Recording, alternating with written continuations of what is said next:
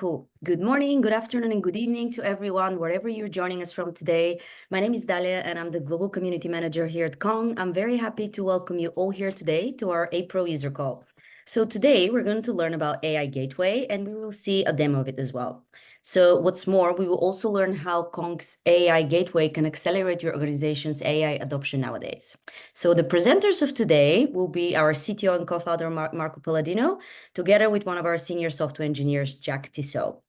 So as you will notice, there is a Q&A function on the bottom if you look down on the Zoom. So please input all of your questions there. Marco and Jack will answer all of them live when they're done with their presentation. And one more note, this webinar is being recorded. All of you will have access to it later today on our YouTube channel. I will put the link in the chat momentarily. So yeah, Marco, please take it away from here. Well, thank you, and welcome everyone to this user call. Today we're going to be talking about AI, Gen AI specifically, and we're also going to be seeing a hands-on demonstration of a new product that was shipped at Kong, the AI Gateway, that we think is going to help you build AI applications faster. My name is Marco Palladino. I'm the CTO of Kong, and of course I'm involved with pretty much all the products that Kong is shipping, including the AI products.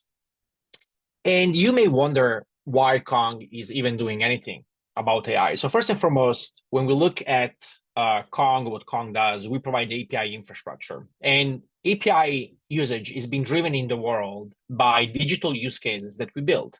So of course, in the past, mobile applications, cloud transformations, microservices were some of those transformations and digital innovations that drove the usage of APIs in the world. But Gen AI is the latest one that is also driving more API usage.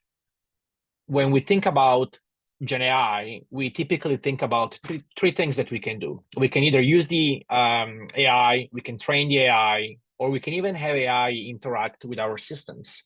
And whether we use it, we train it, or AI uses something else, there is an API. And so the more AI, the more API usage there is going to be. Now, when we look at some of the applications of Gen AI within your organization, perhaps, typically we can divide it in 4 different categories. I mean, we're building applications that are integrating AI in such a way that the end user is actually using the applications and they don't know that under the hood, there is an AI functionality that's making their life easier.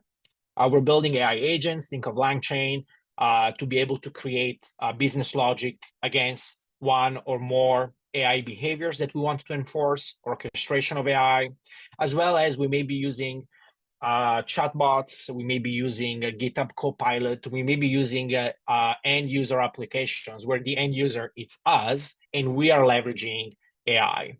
Now, the thing about AI traffic is that it really impacts a large variety of data that we're sending from either our applications or our computers to a third party. And the third party can be cloud-hosted LLMs, they can be self-hosted LLMs, they could even be vector databases based on use cases that we're building inside of the organization. And whenever we integrate with an AI technology or a database, there's going to be a series of cross-cutting requirements that we have to address in order to be successful with this adoption. It is not just a matter of connecting our applications or agents with AI, it is a matter of implementing higher level capabilities that allow us to be confident that once we deploy this in production, or once the organization is using this in production, it is going to work properly.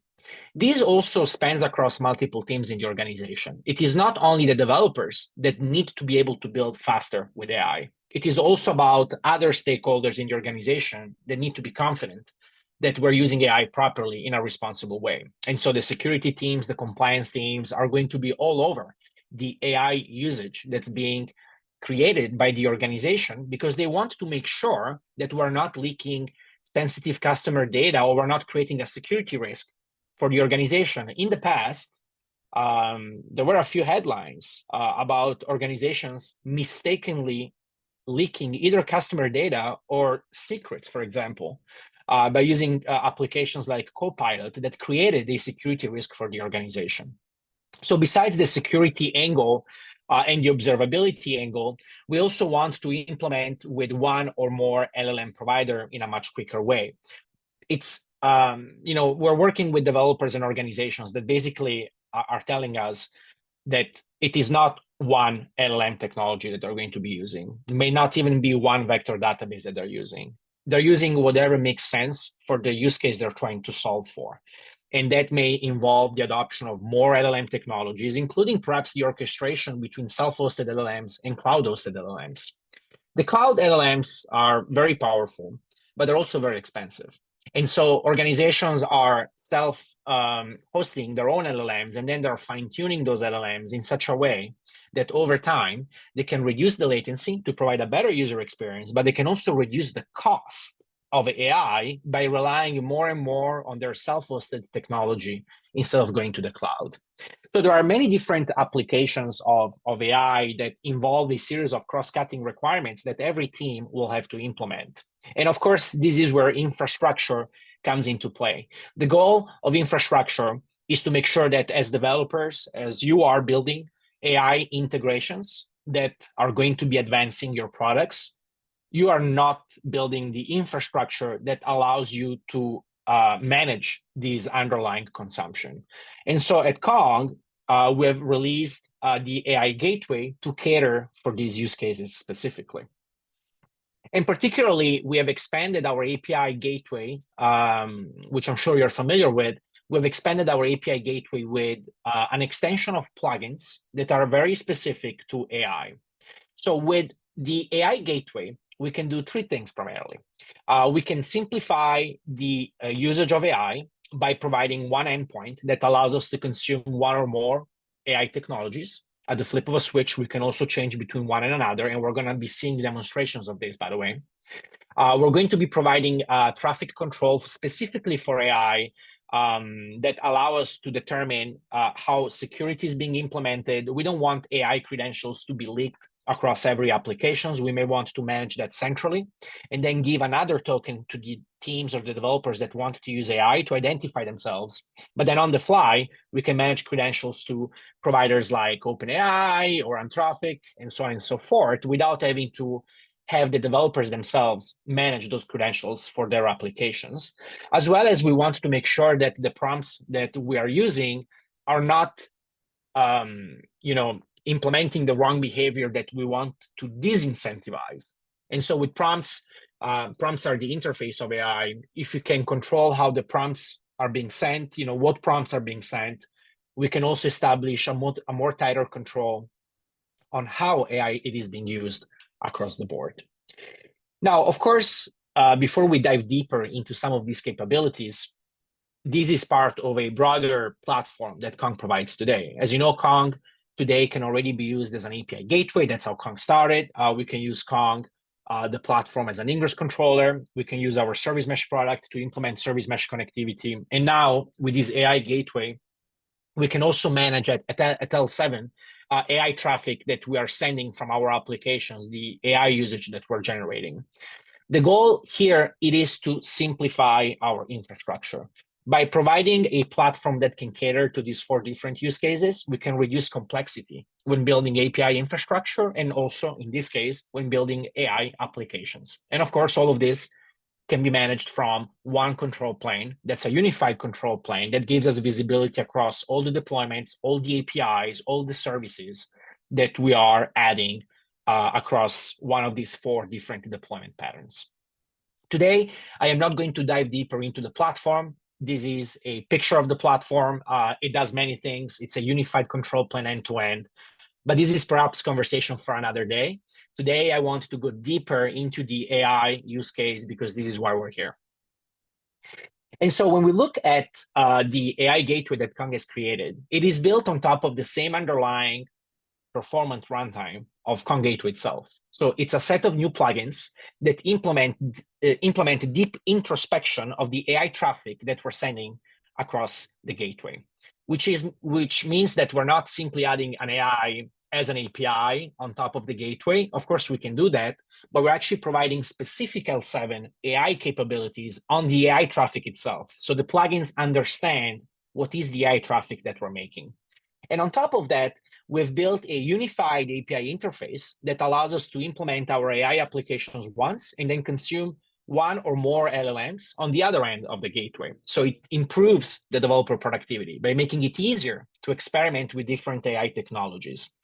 And then all the plugins, the prompt plugins, the rate limiting plugins, we're going to go deeper into that.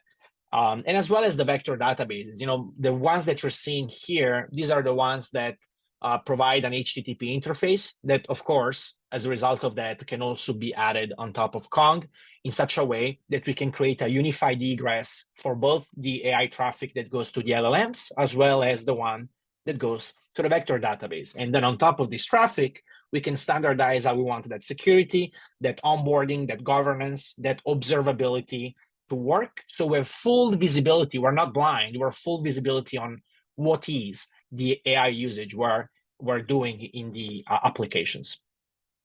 So let's start with some of the capabilities that we can provide. First, we can accelerate the integration of AI. Like I said, there's going to be more than one LLM, especially if we are fine-tuning our self-hosted LLMs. And we may want to consume one or another based on the use case. Also, different models and different foundation models are very specific to different use cases.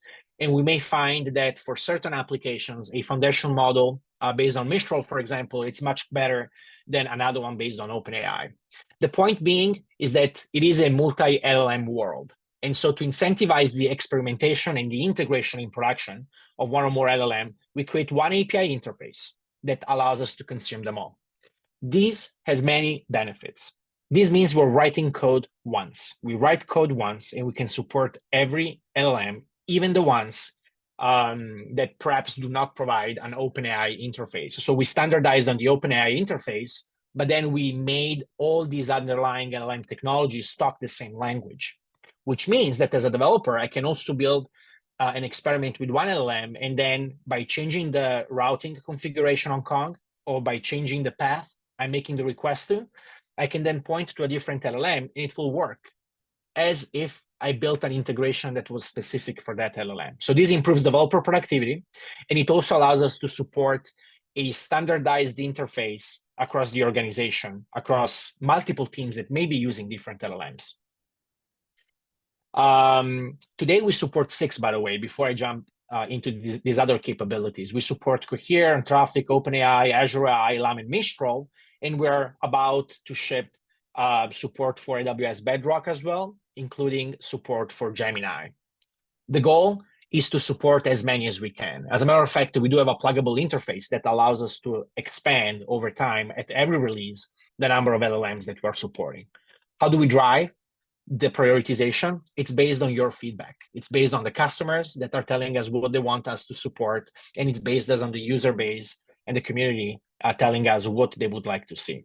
So the big thing about AI Gateway is that we're actually driving these a lot in the community as well, and we are making sure that your voice is heard. So if there is any feedback, by the way, throughout this presentation, LLMs you want us to support or capabilities you want us to support, you can go on the GitHub repository, as a matter of fact, and open an issue. We'll reply you there. Then once we support these, a standardized API interface, we're providing you with a centralized way to manage the common requirements you will have to manage for every AI technology you want to support. So there is one place to manage all the credentials where you can rotate them, revoke them. You can inject them on the fly in such a way that the developers that are using the API, the AI providers, do not actually own that AI credential, but you can give them another credential that can be translated at runtime to the actual AI credential we want to use. So the whole management of those credentials is being centralized inside of the gateway. This also means we can change credentials or revoke them or rotate them without having to change the implementation code. So we can implement behavior that allows us to manage this without having to create a new version of our APIs or our applications. It allows us to manage traffic control, to be able to proxy our AI traffic to one LLM or another. We're going to be seeing this in the demonstration that Jack will do in just a minute. We can then, of course, standardize how we observe and log all the AI traffic that we're making across any provider. what is the AI traffic? So, well, AI traffic is, of course, it is API traffic. So all the API observability that Kong already provides, that ships out of the box. But then on top of that, we are doing some deep introspection on the actual AI traffic, and we can, for example, log what providers we're using. Is it OpenAI? Is it Cohere? Is it something else? What models we're using? We can then answer questions like, what are the most used models in the organization? How many tokens are the developers sending for requests? How many tokens we're getting for response? We can track cost, because once we know the provider and we know the tokens, we can also then measure cost of AI across the organization. And we can push this into any provider that Kong Gateway already supports today. We support Datadog, New Relic, TCP, UDP, Syslog. There's 10 different ways to extract this information, Prometheus, Grafana, and all of that, Elastic, Kibana, to then push this observability, the AI observability, pretty much anywhere you want it. So the traffic control, the logging, the credential management, every plugin that Kong supports today is also natively supported on top of this. So these are just the AI-specific capabilities, but there's a lot more that can be done. Then we have created a set of plugins that allow us to manage prompts in a much better way. By controlling the prompts, we can essentially control the usage of GenAI through the AI gateway. We can, with Prompt Guard, we can firewall our prompts to either accept or deny prompts that include specific keywords, and we can specify the rules on what those keywords are. We can create them as Kong configuration and then push them into the gateway, which means that we can update those rules over time without having to redeploy the applications, and it works across every LLM. We can decorate the prompts with a custom prefix or a custom suffix that allow us to create the behaviors that we want for that AI usage. For example, we can create prompts that inject mutual context on every AI request, and that is managed centrally on the gateway to, for example, instruct the underlying LLM to not doing anything illegal, to not share customer data, to, basically a set of rules, not revealing itself, a set of rules that we want every request to have. Now, the key here is that we're not asking the developers that are building the AI integrations to do this work for us, because these rules may also change over time, and we don't want to go and chase down the developers. We want to be able to set them centrally in the gateway. And so over time, we can keep adding an extensive list of rules. And by doing so, we can further fine-tune what is the behavior we want to have from the AI traffic that developers are creating. Now, because all of these, by the way, are plugins in Kong, it doesn't mean that we apply the plugin once and it affects everybody. We can do that, of course, but we can also apply a plugin on a specific route, on a specific application, on a specific developer that's using. And so we can really fine-grain different rules for different areas of the organization. So we can be as broad or as precise as we want to be when we apply these type of capabilities on the AI gateway. And then the AI prompt templater, it allows us to essentially create a playbook in the organization for templatizing the prompts that we're sending to the LLMs. This is actually good for a couple of reasons. It prevents the application from sending prompts that have not been thought of before. So the developers are now incentivized to think about the prompts they want to use beforehand and then preload those prompts inside of the gateway. And if someone makes a prompt that's not part of the pre-approved list, then that's not going to go pass through. The prompts can be templatized with placeholders, which means that we can, of course, inject our own custom values based on what is the operations that we're trying to perform, so that is still allowed. And then we can use a combination of template with prompt guard to even further limit what is the prompt that we want to approve or deny. But then also from an infrastructure platform team, you see, the goal for AI Gateway is to provide an internal service, an AI service, as part of the platform, so that when we support other teams, other developers that are building AI applications, they already have an AI service ready to go that they can start using to ship their AI application much quicker and much faster. They don't have to think about building the infrastructure. And we can enforce a playbook, such as we can ask them beforehand what are the prompts that they want to use, preload those prompts. And by doing so, we always know that the prompts the developers are using are the ones that comply with what the organization wants to do from an AI compliance standpoint. So these are some of the prompt plugins. There is a lot more that we're shipping. And we're going to be seeing a demo of all of these capabilities. And if you have questions, by the way, you can ask them in the Q&A session. I'll answer them at the end of this presentation. And then there are these two plugins called AI Request Transformer and AI Response Transformer that are actually quite exciting. These plugins allow us to implement AI behaviors on top of our existing API traffic without having to specifically implement AI applications. I call them the no-code AI plugins.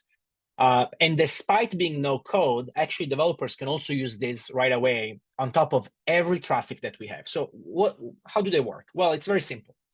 We have a client today that may make AI traffic or just API traffic. It doesn't have to be AI. It's regular API traffic you may already have.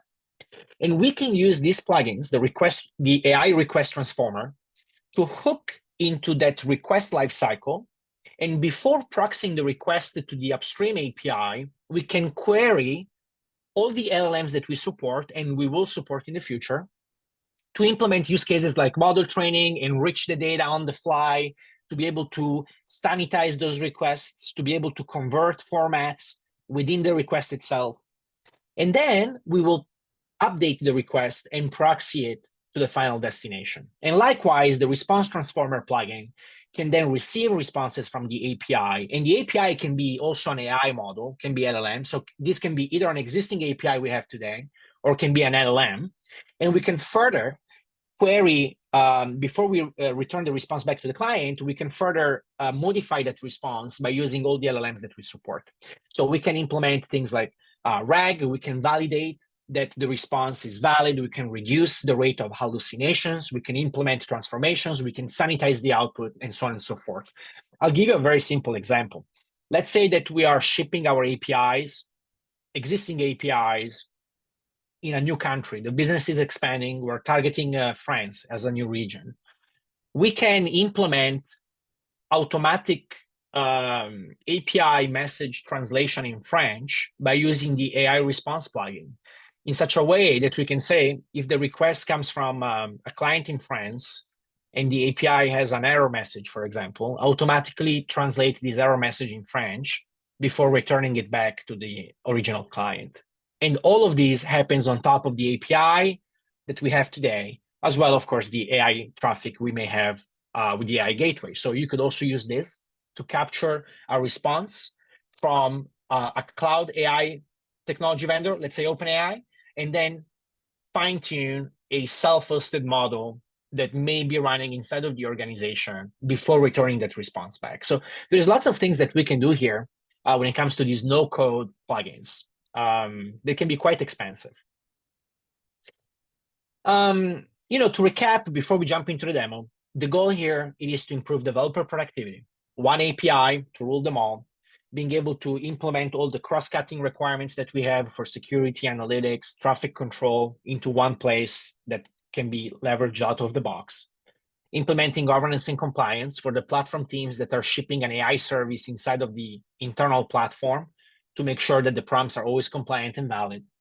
And also to optimize the spend, because we can now use the orchestration capabilities to fine-tune self-hosted models, and over time, hit the self-hosted model first, for example, and then perhaps fall back to the cloud model only if our self-hosted model is not available or the latency is too high. So we can implement orchestration when it comes to the actual traffic routing across multiple LLMs. And so without the AI gateway, all of these will have to be built from scratch, and we want to avoid that. I'm going to give you some visibility on the roadmap. There is going to be a very exciting release of AI Gateway that ships in May, which further improves AI Gateway with streaming support, with AI token rate limiting. We can implement different token rate limits for different providers, for different teams. It integrates with Azure Content Safety. It allows us to specify URL sourced routing. So you can define routes that are always going to be hitting a specific LLM provider, or you can introduce an LLM provider and let the developers still be able to choose what model they want to consume. So how tight you want to be, or how flexible you want the developers to be, that is entirely your decision.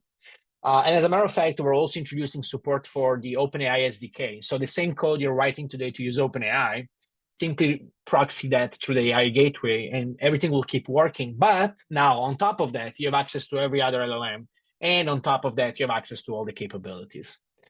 But then after this release, we have already started working on semantic caching to implement better latency and cheaper cost when using AI.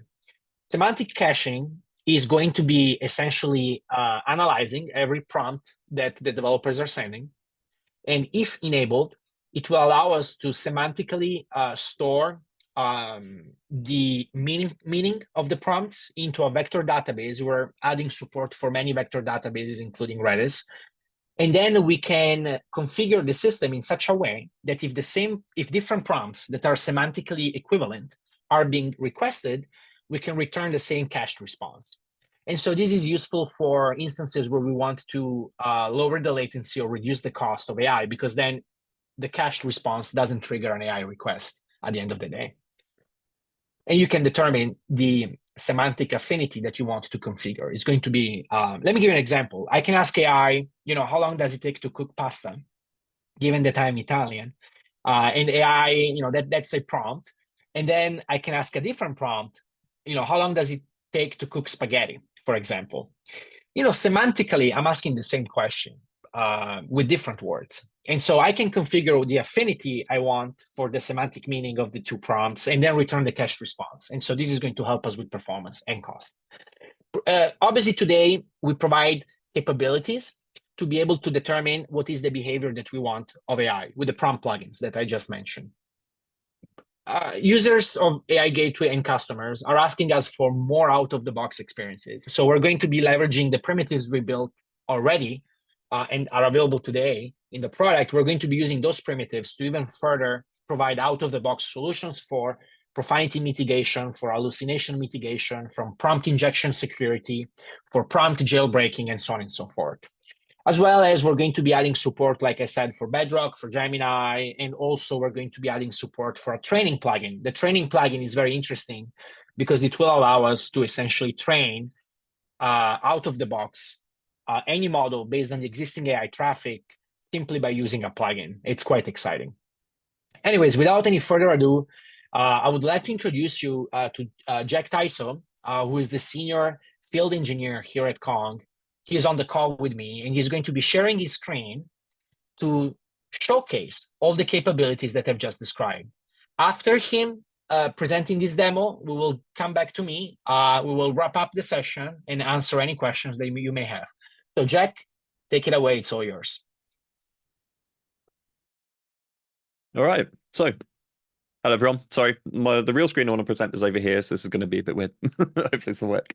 I've worked at Kong for almost 3 years, and I was incredibly excited to get onto this project because I really think that we have, with the underlying foundation that the Kong Gateway has, I really think that we have quite a lot of extra flexibility here and functionality that we can bring on top of the existing ecosystem. So we've basically connected AI into what we already have as our fundamental gateway routing and transformation engine and created this product. And so if I can present my screen, I can share with you a few use cases that we've got here. Let me just get up the configurations, which will make sense. Hang on. All right.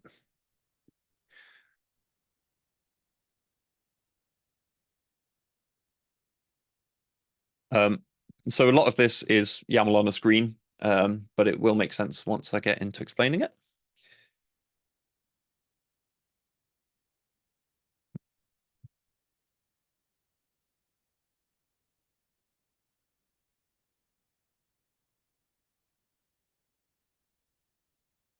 All right, so can you see, hopefully, the Insomnia window, Marco? Okay, hopefully you can see this. Yeah, we can see it. Awesome. Alrighty, so for the most fundamental piece of this is the ability to proxy to multiple LLMs, as we said. So what we've got in this diagram is kind of straightforward. A consumer is calling Kong with their LLM request. And Kong is selecting based on the provider that's specified in the plugin configuration or as part of the user's request. It's optional to you. We're going to be able to select the right transformation and the right model upstream and credentials and everything that we need to call that upstream large language model. The logos here, just examples. Obviously, we're going to expand this to as many as we can. And Kong is going to basically arbitrate that request and response format for you, like I said, as well as handling some default tuning parameters, the upstream targets, and the model information and that kind of stuff that we would need, everything that we need to actually execute that call. And so in the Insomnia window, what I've got here is I've got a captural route that executes on this slash chat. And so what this is basically going to be able to do is when you are sort of beginning to provision all of your large language models across your organization or across your enterprise, you'll be able to provide a selection of what is supported using the same input and output formats. And so a developer can just plug in the same code, like Marco said, and they'll be able to just interface with any of these models that you have approved or that you've provisioned through the gateway. So when I have like a simple previous chat interaction where I'm just asking a maths question, what I'm able to do here is just using the existing Kong routing infrastructure, like the existing Kong system.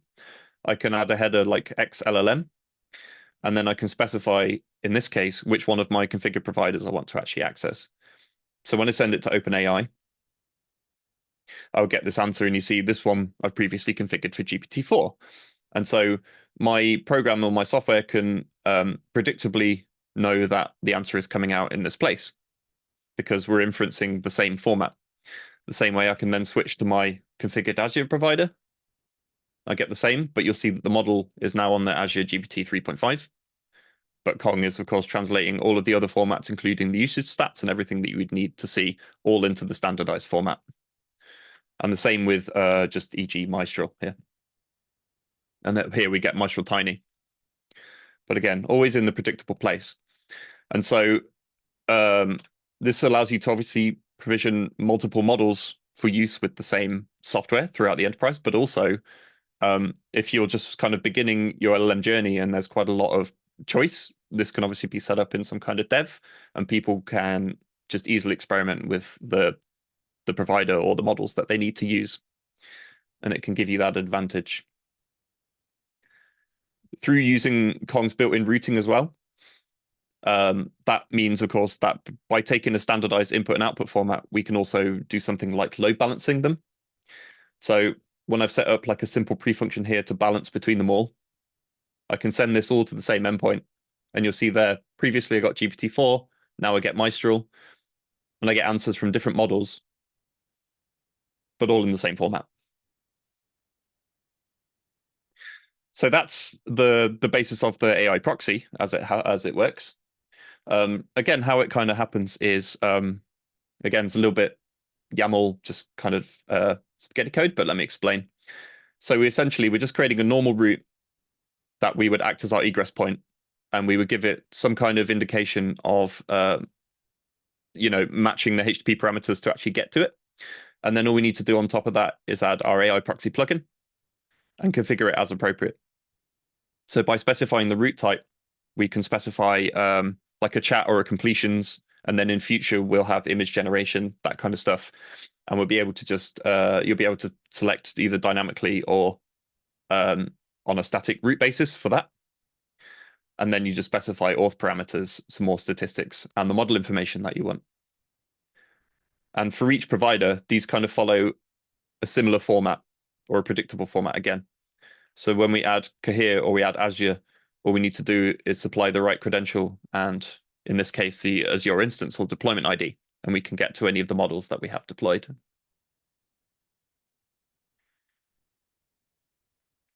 So what we can do here is, this is, like I said, this is consumer to LLM bridging with Kong acting as an intermediary and arbitrating all of the complex code stuff that would need to go between that. So on here, we can add features on top of that. And so what we do is we add our AI-prompt plugins, of which at the moment there is Decorate, Template, and Guard. And these are three extensible either audit or assistance mechanisms that you can apply on top of those existing LLM routes once you've got those provisioned. So starting with the prompt decorator, what I have here again is just one of our like a flat message format where we're just asking what is gravity. To the user, this is transparent, but what we're doing here is in the background, if you check out the prompt decorator plugin, what I've got here is here. So I've got my normal route setup, like I showed you, and I've got my AI proxy set that points to a specific Azure model deployment that I have. So that's all fine. But then I add this prompt decorator, and this will decorate every request in a specific way that I ask for. So we can either prepend or append prompts as an array in order to basically, we can set a context of an entire like pre-existing conversation. So we can engineer a full prompt here on behalf of our developers who either know or don't need to know what we've done. But in this case, all I'm doing is I'm asking the system to always respond in French, just for an example. So you see, I ask questions in English. The user doesn't need to know or doesn't need to care. And we get la gravité est une force qui attire les objets, etc., etc. And so we have that come back as decorated as we were, because our plugin is adding the prompts that we asked for in the decorator. So this can be used as an audit mechanism. For example, you can ask it to, for any like real person's name or real celebrity's name, anonymize it or something like that. And it can act as an audit mechanism like that. Or it can be used as, like I said, a mechanism to engineer an entire prompt.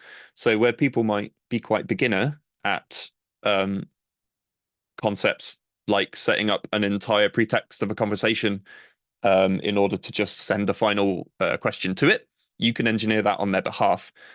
And you can also then provide that as an API that can be consumed itself. So then you can engineer the entire prompt, and you can tell the users just to send something specific, and they will always get back something that is in the context of the entire chat that was set up. So you have those two options, like audit and decoration. For the next one, we have the prompt guard. Now, this is quite a simple mechanism where you can provide regular expression patterns, either an array of an allow patterns like so, or an array of deny patterns, or both. So it's an and/or. And it will basically mean if you have any allow pattern specified, you can configure it to either all the user messages or the whole prompt or the entire chat history, whichever one you want to do. And you can make sure that it has to at least match one of these allow patterns to go through, or it cannot deny one of these, it cannot match one of these deny patterns. And so this can be used to block, I mean, the example we specifically use is something like conflict, and you can block specific conflict words. But in this case, just for like a proof of example here, it must contain Golang in order for me to ask me to write some kind of program class in the Golang language. Whereas if I ask it for the same, in Python, which is not allowed, it's blocked. And obviously Java is explicitly blocked the same. And then later we're going to add, you can optionally reveal to the user why it was blocked, that kind of stuff. So these things are going to expand as we go along, these features.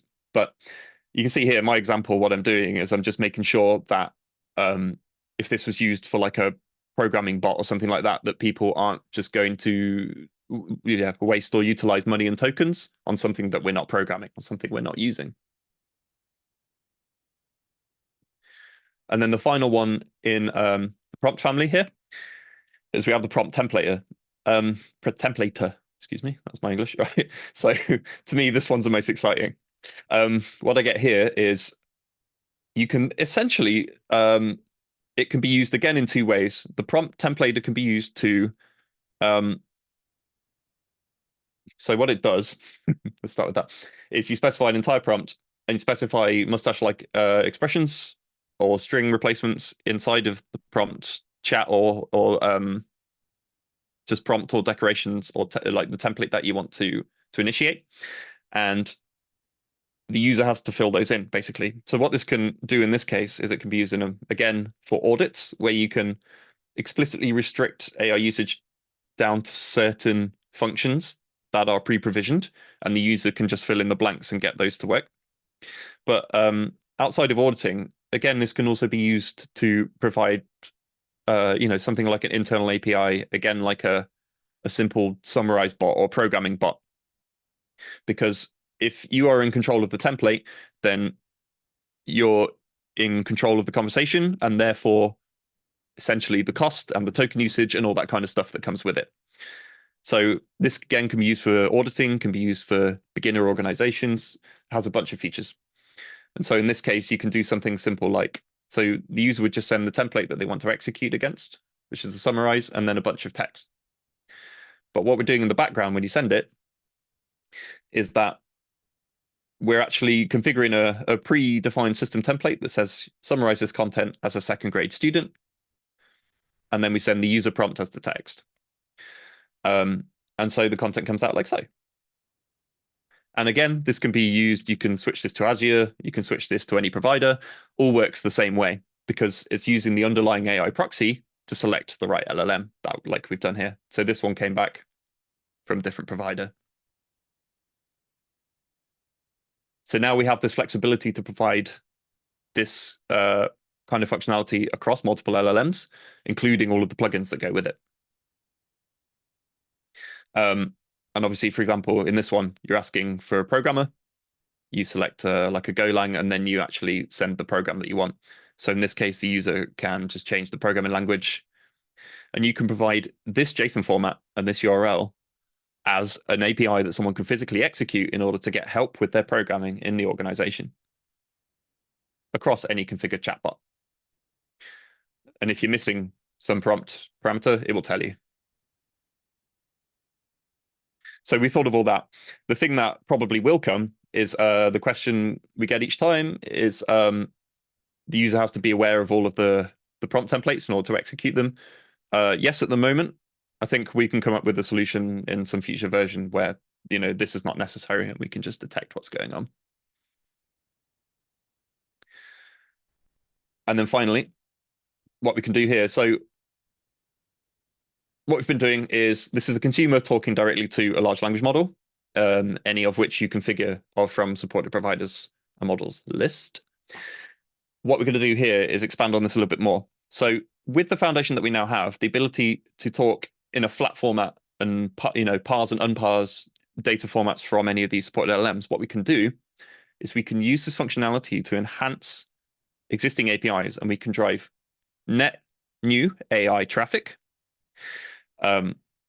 with the additional benefit of it being kind of transparent to the users, but also no code to the developers.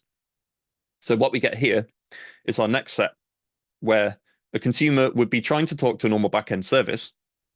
And what we're going to do here is on the way, Kong is going to take the request body and it's going to format that into some kind of chat request that we can stencil, that we can template, and send it to the configured language model that you choose.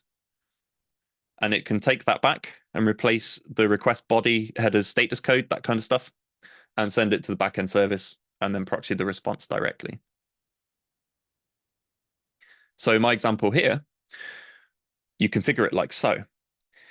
Again, you set the normal this normal config block where we specify the whole model and all the parameters and the authentication, everything we need to call it.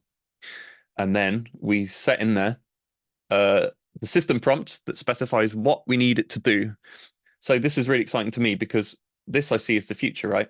What we're doing here is we are telling a language model, we're telling a computer what to do with our users' requests on the way in, instead of heuristically grabbing JSON fields and doing different stuff and changing things. We just ask it, like in English or any language that we support, what we want it to do.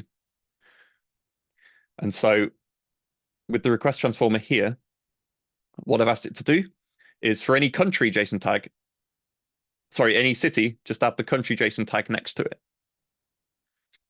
And this is just an echo server. So my echo server is just going to read back what it eventually gets from me. And you'll see that we get just decorates the country in there.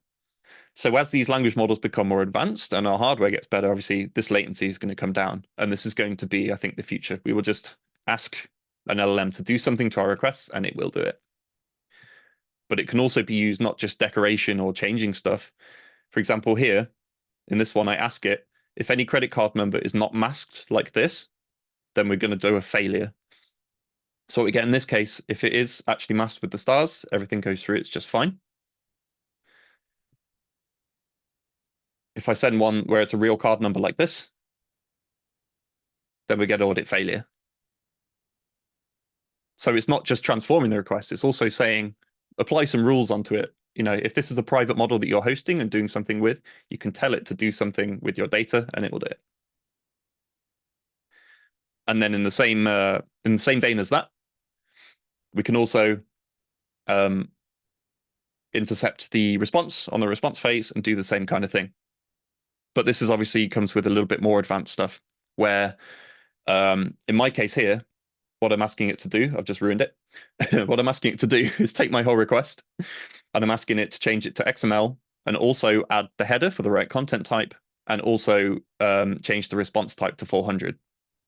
So I want to send this one in. There we get like this. I've asked it to reply me a 400. It's changed what basically came out of the echo server into XML as well. And it's changed my content type. Or it would have done if I'd fixed that. So, so what we get here is actually the ability to, where is it? It's in the response transformer. Yeah. So we say reply with the following format that Kong understands. And then you say where X is my body converted to XML. And again, it will do that. And we can ask it to extract specifically JSON from the response, anything you want to do.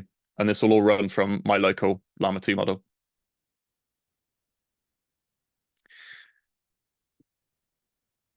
And our final auxiliary use case on top of all this is features that are upcoming, which I think, Marco, I think I have time to go over the streaming and rate limits and stuff like that that's coming up. Yeah, these are coming within the next, 3 or 4 weeks. So we might as well demo them. Yeah, I think so. So in this case, we just apply what we've got on top of this existing system that I've shown you. And if I get up the right Kong manager.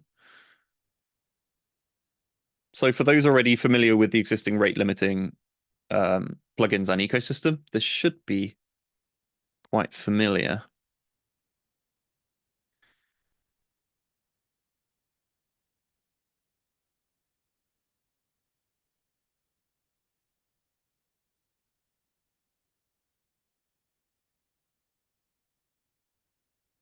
Okay, so in this case, what I would be doing is this acts like the familiar rate limiting advanced plugin, which acts, limits based on request counts from users, or we have a request size limit that's familiar.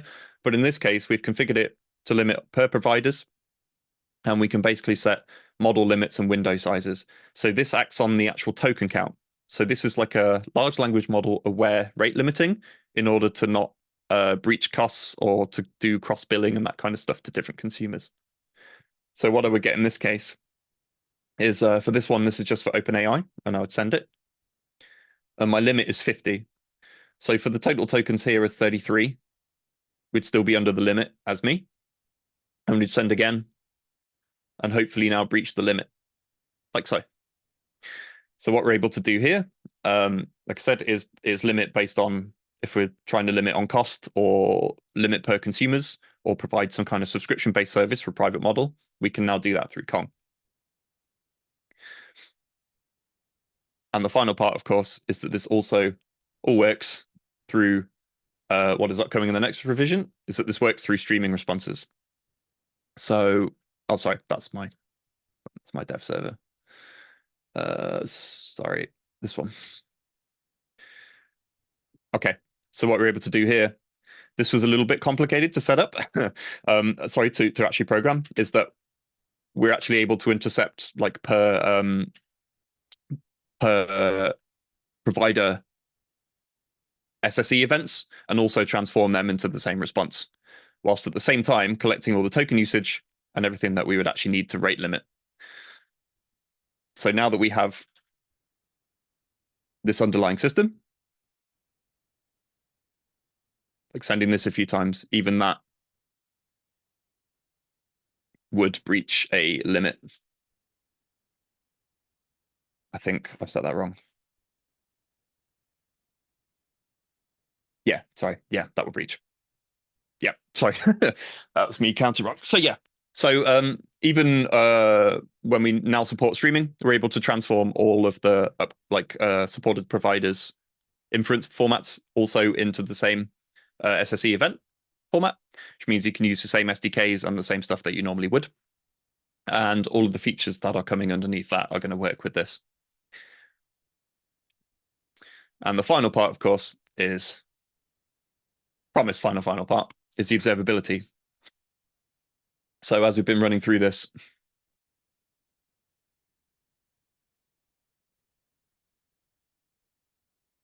so as we've been running through this, we've been collecting all the stats as we're going along. So we can see all of the requested models and then the response model revision that came back. So we get that information, we get the provider usage count, and we get token usage statistics as time goes along. And then we also get the usual Kong latencies that we can then report on how long the provider actually took to respond to our LLM requests, that kind of thing. So we get this full observability stack with rich metrics based on that as well.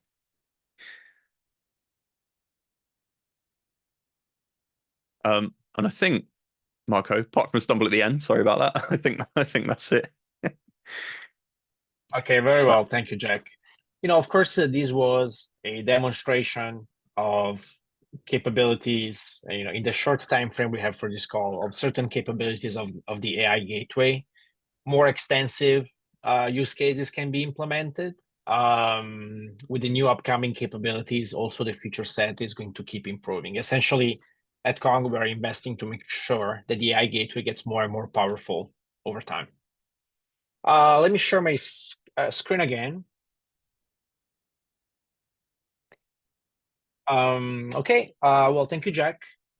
So the nice thing about AI gateway is that we most likely already have API infrastructure, not AI, but API infrastructure. And so by using the AI gateway and standardizing on both API infra and AI infra on Kong, this could potentially be the same cluster of Kong that you're using today. So it reduces the complexity of managing the infrastructure because it's the same software that we're scaling and running, whether it's APIs or AI. Of course, that's not the only option. We can also allocate a separate deployment of the gateway that is only AI gateway if we want to keep things separate from an architectural standpoint. But it's something that I wanted to mention because it can reduce complexity in certain instances. I want to show you something real quick. Obviously, what you're seeing here is infrastructure technology that allows us to accelerate the introduction of Gen AI use cases inside of our applications and perhaps even inside of our APIs. I think that there is a much broader vision that we can develop here at Kong. I think that there is the possibility of introducing almost like a new layer in our networking infrastructure, and that is an intelligence layer that sits on top of APIs that become primitives for this layer. You see, we build APIs in our organizations to basically break down the silos. And thanks to the APIs, we can extract data, we can use other teams' services and data, we can build new applications by assembling together all the APIs.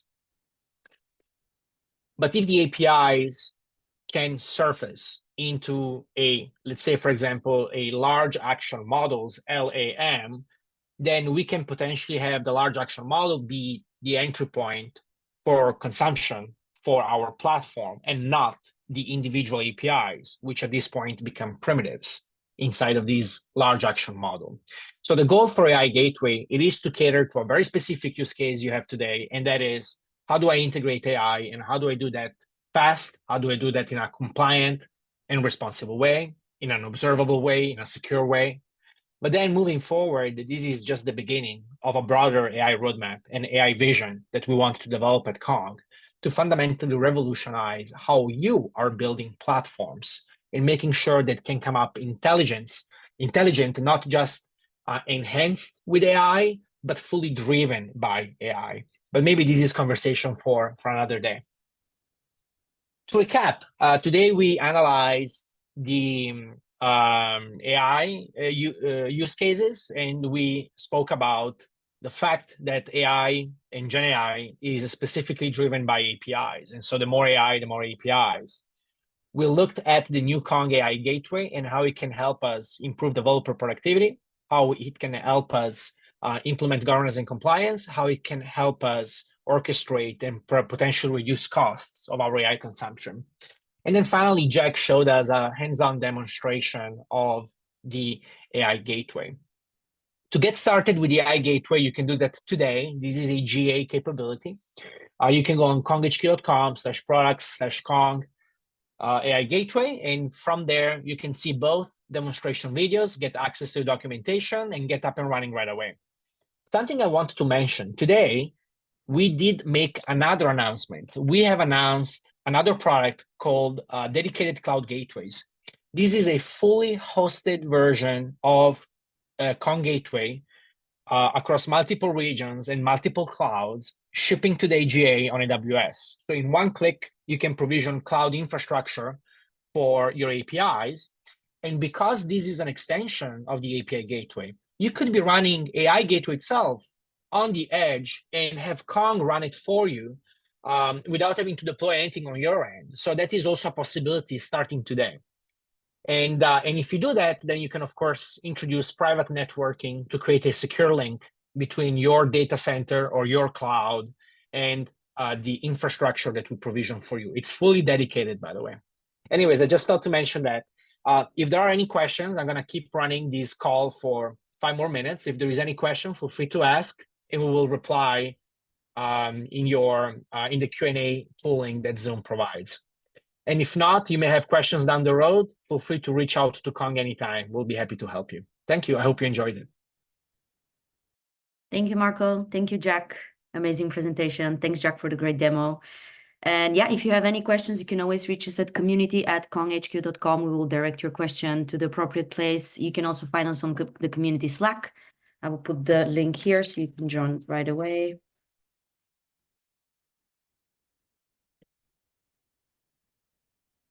And the recording will be available in about 2 hours on our YouTube channel. You can find the link in the chat history. Any last questions?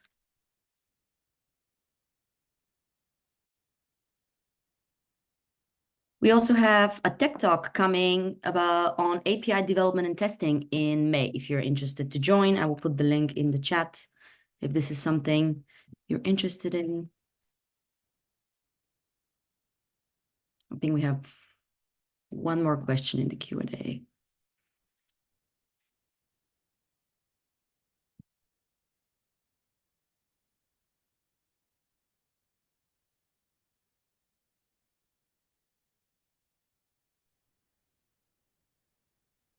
I would also like to note feature requests, provider requests, and also issues, bugs, anything you find. If you get those into the GitHub issues on Kong/Kong is amazing, because obviously this completely drives our passion and where we want to go with this. So do let us know.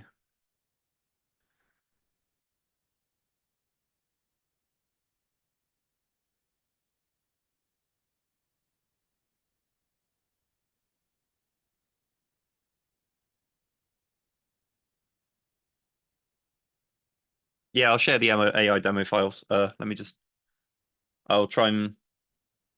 I'll find you on the recipients or on LinkedIn, Carl, and I will send you the stuff.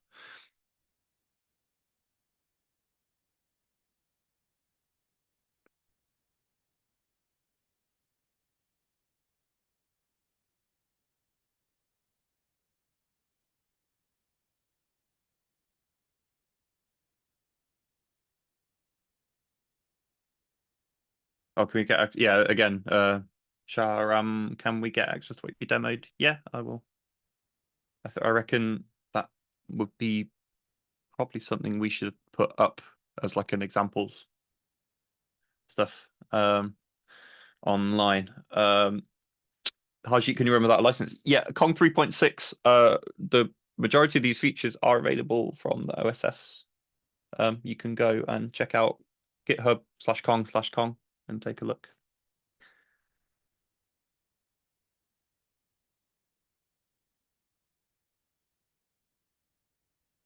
As Marco said, I think you can get a. Oh, not yet. Yeah, I was going to say the Connect dedicated cloud thing will allow you to basically one-click this, I think, in very near future as well. So I think that will be the easiest way.